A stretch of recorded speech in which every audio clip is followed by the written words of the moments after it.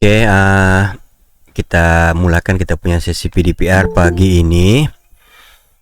Oke, cikgu akan masuk kepada tajuk 7.2 yaitu pembakaran ya. Oke, cikgu harap pelajar boleh melihatlah slide yang cikgu tunjuk itu ya. Oke, dalam tajuk pembakaran ini kita akan menyentuh ada 3 perkara di sini. Yang pertama kita merumuskan syarat untuk berlaku pembakaran ya. Oke, yang kedua hubung kait syarat pembakaran dengan prinsip yang digunakan dalam pembuatan alat pemadam api. Dan yang ketiga mengamalkan sikap berjaga-jaga bagi mengelakkan berlakunya kebakaran yang boleh mengakibatkan kemusnahan nyawa dan harta benda. Oke, ini dalam buku teks lah ya, buka surat 204 ya. Oke. Jadi bagi yang ada buku teks boleh rujuk nantilah ya. Oke, kita pergi kepada slide penerangan cikgu. Oke, tentang pembakaran ini. Oke. Jadi pembakaran, apakah maksud pembakaran ya? Seperti yang diterangkan di sana, pembakaran bermaksud tindak balas yang berlaku apabila suatu bahan dipanaskan dengan kehadiran oksigen. Ya, dengan kehadiran oksigen dan membebaskan tenaga haba dan juga tenaga cahaya. Itulah maksud pembakaran ya. Jadi kalau kamu ditanya, oke, apakah ada pembakaran? Inilah tindak balas yang berlaku apabila suatu bahan dipanaskan dengan kehadiran oksigen dan akhirnya membebaskan tenaga haba dan juga cahaya ya. Oke, syarat pembakaran berlaku. Bagaimana pembakaran ini berlaku? Yang pertama sekali perlu ada oksigen ya, perlu ada oksigen. Oke, yang kedua perlu ada haba ya, haba perlu ada dan bahan api. Oke. Jadi maksudnya di sini sekiranya 3 syarat ini tidak ada maka pembakaran itu tidak akan berlaku. Ya, kalau ada bahan api tetapi tidak ada oksigen, pembakaran tidak berlaku. Ada oksigen, tidak ada bahan api, tidak ada haba, pembakaran tidak berlaku. Oke, ada oksigen, ada bahan api, tetapi tidak ada haba, pembakaran juga tidak berlaku. Oke ya, oke, jelas setakat ini? Jelas. Oke, pembakaran boleh dielakkan jika kita menyingkirkan salah satu daripada syarat di atas, seperti yang cikgu jelaskan tadilah. Oke, oke. Sekarang kita pergi kepada alat pemadam api. Ya, sudah tentu kamu pernah melihat alat ini di mana-mana lah kan. Oke. Jadi alat pemadam api ini merupakan alat perlindungan pembakaran yang digunakan untuk memadamkan api atau mengendalikan kebakaran kecil ya. Oke. Bahan api yang digunakan dalam alat pemadam api berbeza mengikut jenis kebakaran yang berlaku. Apa maksudnya nih? Maksudnya di sini ada kebakaran yang disebabkan oleh kayu. Ada kebakaran yang disebabkan oleh minyak. Ada kebakaran yang disebabkan oleh bahan kimia. Oke. Jadi ketiga-tiga jenis kebakaran itu berbeza. Maka alat pemadam api yang kita gunakan juga perlu berbeza. Tapi ini yang biasa kita gunalah. Kalau kamu nampak label di sana dia letak ABC powder ya, ABC powder. Apa ada maksud itu ABC itu ya? Oke, mari kita lihat slide seterusnya. Oke, inilah. Oke. Seperti yang cikgu nyatakan tadi, bahan yang terbakar ini dia ada jenis-jenisnya, ada pepejal, cecair, gas dan juga logam. Kalau dia pepejal, alat pemadam api perlu digunakan sesuai. Oke. Jadi kalau berdasarkan jadwal tersebut, ya yang kamu lihat, kalau bahan itu pepejal, maka kita gunakan air dan serbuk kering. Oke, bagi bahan yang terbakar dari jenis cair, contohnya minyak kan, atau cat, maka alat pemadam api yang kita boleh gunakan adalah dari jenis busa atau serbuk kering dan juga karbon dioksida. Oke, bagi gas, gas yang terbakar, contohnya propana, asetilena ya, gas memasak di rumah ya. Oke, inilah alat yang kita boleh pakai, yaitu busa, serbuk kering dan juga karbon dioksida. Oke, bagi bahan jenis logam yang terbakar, contohnya kalium, natrium, magnesium, kalsium ini pula. Oke, alat pemadam api yang digunakan adalah serbuk kering ya, serbuk kering dan juga pasir. Oke, jadi juga harap kamu jelas di sini tentang bahan yang terbakar, sama ada pepejal, cecair, gas atau logam, dan juga alat pemadam api yang sesuai digunakan. Oke, next slide. Oke, prinsip pemadaman api ya. Dia ada prinsip. Oke, untuk kita padamkan api itu dia ada prinsip. Oke, yang pertama sekali menyelimuti. Menyelimuti. Ya. Maksudnya apa? Memutuskan hubungan bahan bakar dengan oksigen ataupun udara. Contohnya di sini menutup permukaan bahan bakar dengan selimut api.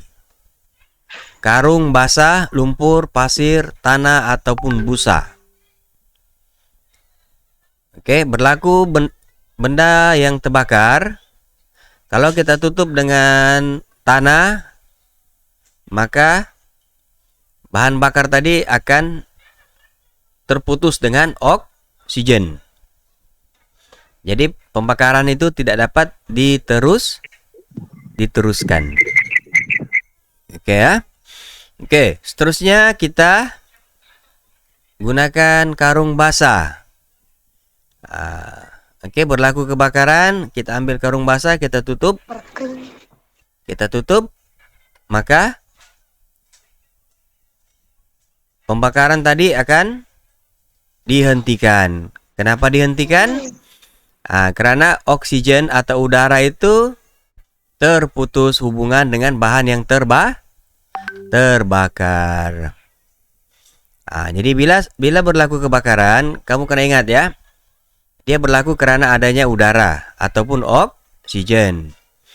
Seperti yang 3 perkara tadi lah. Jadi kalau kita mau menghentikan pembakaran tersebut, maka kita perlu putuskan. Ya, salah satu itu mesti tidak ada lah.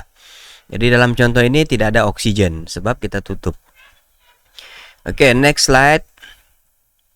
Oke, mendinginkan. Maksudnya menyejukkan permukaan bahan yang terbakar dengan menyemburkan air atau lapisan karbon dioksida.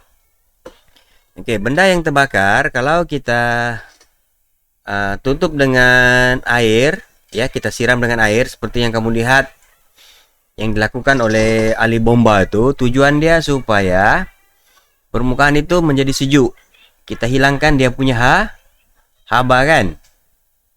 Oke, jadi dengan cara itu benda yang terbakar tadi itu dia akan berhenti.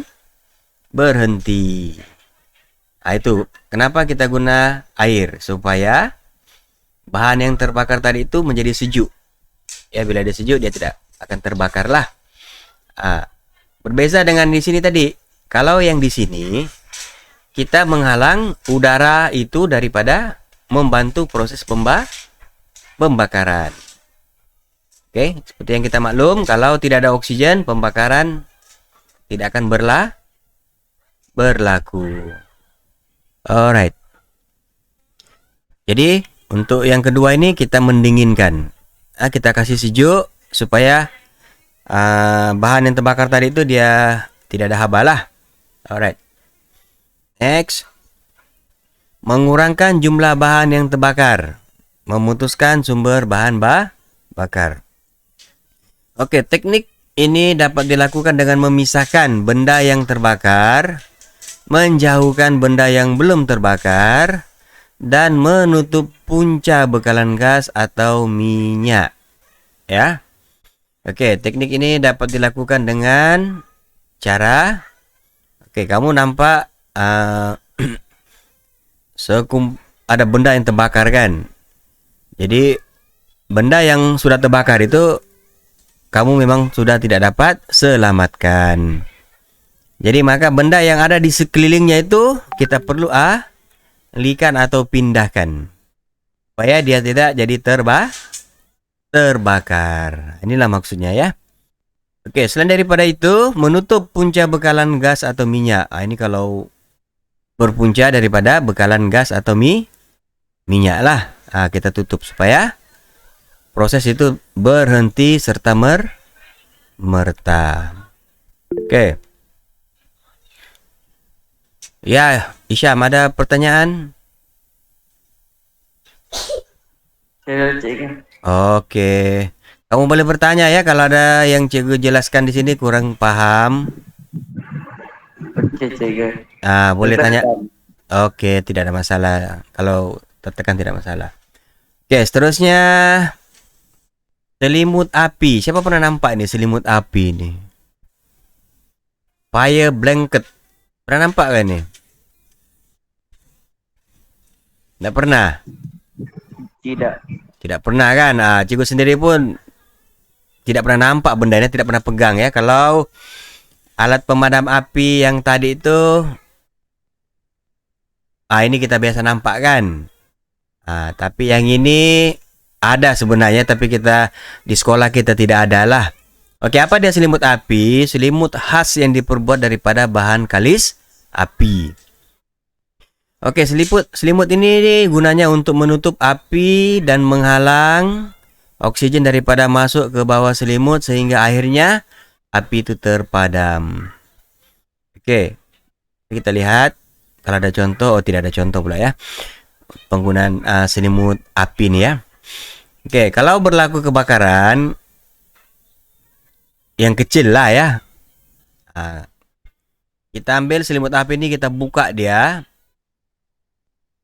kemudian kita terus dengan cepat ataupun serta-merta menutup benda yang terbakar tadi itu, ya, maka pembakaran itu akan terhenti.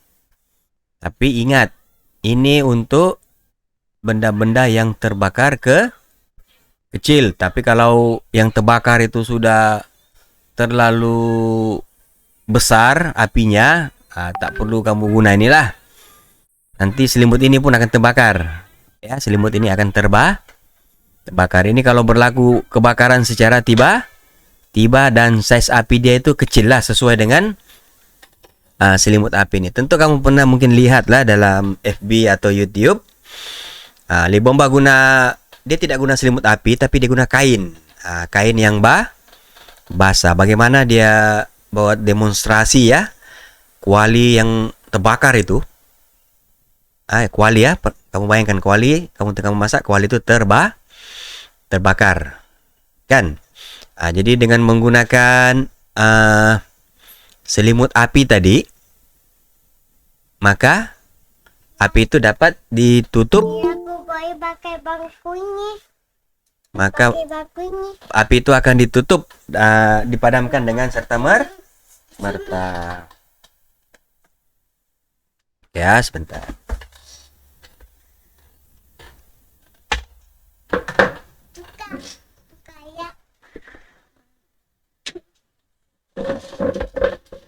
Oke, ada sedikit gangguan. Anak cikgu mau pakai kursi cikgu pula. Oke, jadi selimut api yang kita guna untuk memadamkan api lah, yang kecil lah. Kamu boleh search di YouTube lepas ini. Kamu cari itu fire blanket, kamu tengok dia gunakan. Oke, next. Oke, ini adalah Raja 7.11 menunjukkan amalan atau sikap ya yang kita perlu amalkan ya untuk mengelakkan kebakaran. Jadi perkara ini sentiasa kita pembakaran ini sentiasa kita berjaga-jagalah. Jadi beberapa hari ini kita sering dengar ya di berita, di media sosial kebakaran di sana sini kan. Oke, yang baru-baru ini sebelum hari raya Haji berlaku kebakaran di Tawau kan. Jadi sebelum itu berlaku di Sempurna, ya di Kuna, di daerah kita sendiri pun ada kebakaran yang berlaku. Jadi kebakaran ini boleh dielakkan ya, boleh dielakkan. Maksudnya kita boleh mengelakkan daripada berlaku dengan cara mengambil langkah berjaga-jaga. Oke, dalam gambar raja itu kamu boleh nampak ya. Oke, kita tengoklah satu persatu di sana. Oke, penggunaan barang elektrik perlu dikawal ya. Perlu dipantau. Contohnya ketuhar itu ya, ataupun oven itu. Kalau kita memasak menggunakannya perlulah dijaga, jangan ditinggalkan. Nanti benda yang kita panaskan itu terlebih panas, akhirnya terbakar. Oke, coba tengok gambar raja yang ini nih. Ini sering berlaku di rumah, di tempat rumah cikgu pun berlaku juga ini. Ya. Oke, gambar raja ini. Boleh nampak nih kan? Di mana penggunaan soket. Oke, penggunaan soket kita letak terlalu banyak pada satu switch kan. Disitulah dia punya mesin basuh, disitulah dia punya memanas air. Oke, jadi sumber itu akan jadi panas, akhirnya dia akan terbakar. Oke, memasang alat pengesan asap. Ini tujuan dia supaya kalau berlaku kebakaran kamu sedar ya, berlaku kebakaran, sebab alat ini akan berbunyi lah, memberi amaran bahwa kebakaran telah berlaku. Jadi tindakan cepat akan diambil lah. Oke, yang seterusnya tidak membuang puntung rokok ketika apinya masih menyala. Ini bagi perokok-perokok yang tidak bertanggung jawab lah, ya. Pernah ada satu kebakaran hutan ya, yang sangat besar ya berlaku. Bila disiasat, pekerja ladang itu dia merokok, dia buang dia punya puntung rokok, kemudian dia tinggalkan. Dia tidak tahu puntung rokoknya itu sebenarnya telah membakar secara perlahan-lahan. Bila dia balik rumah, dia dapati tempatnya itu sudah, kawasan yang dia tinggalkan tadi itu sudah terbakar dan api sudah tidak boleh dikawal. Akhirnya satu ladang terbakar gara-gara hanya satu puntung rokok. Oke.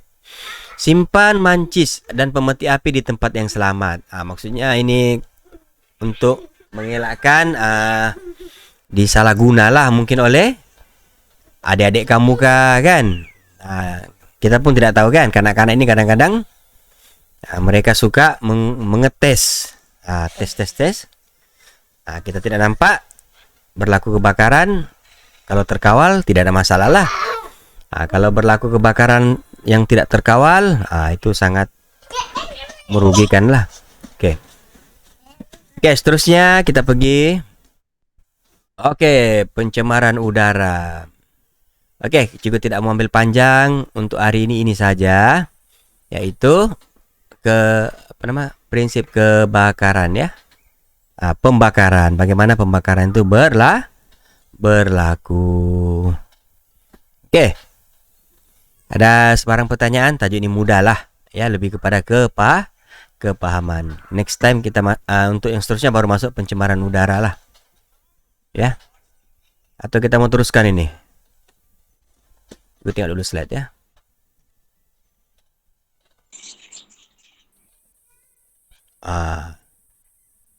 Oke, next time lah ya, sebab ini pun ada satu topik saja ya. Satu tajuk ini nanti kita akan sambung lah ya, tentang pencemaran udara. Oke, ada pertanyaan? Cikgu rasa jelas lah sebab ini lebih kepada penerangan ya.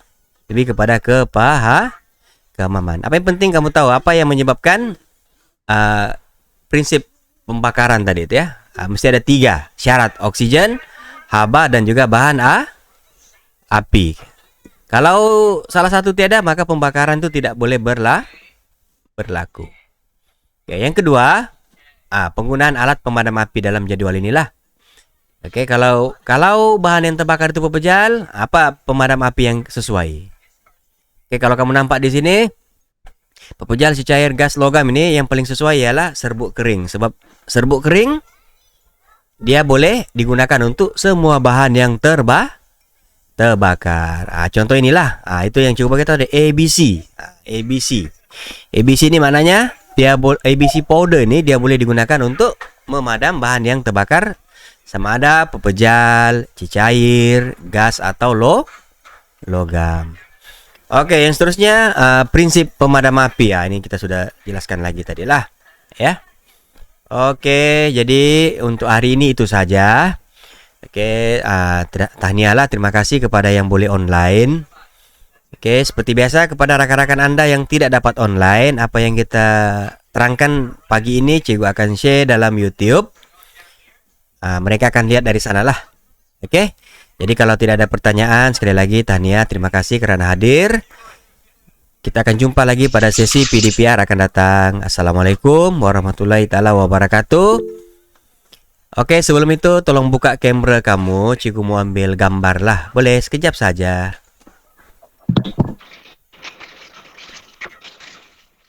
Sekejap ya, cikgu kasih stop dulu cikgu punya sharing ini ya.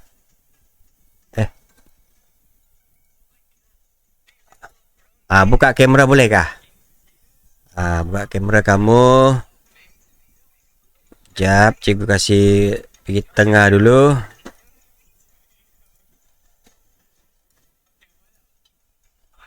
Oke, di tengah-tengah sudah semua kan? Oke, buka kamera sekejap. Isyam, Amira, Lisa. Aswar sudah, Lisa, Amira. Boleh? Kalau tidak apalah, kalau tidak boleh yang ini lah. Oke, 1, 2.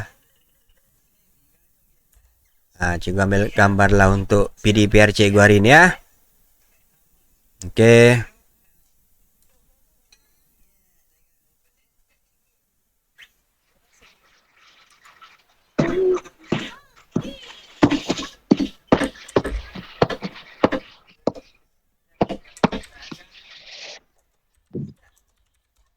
Oke, makasih semua. Kita jumpa lagi. Assalamualaikum warahmatullahi wabarakatuh. Boleh live lah ya.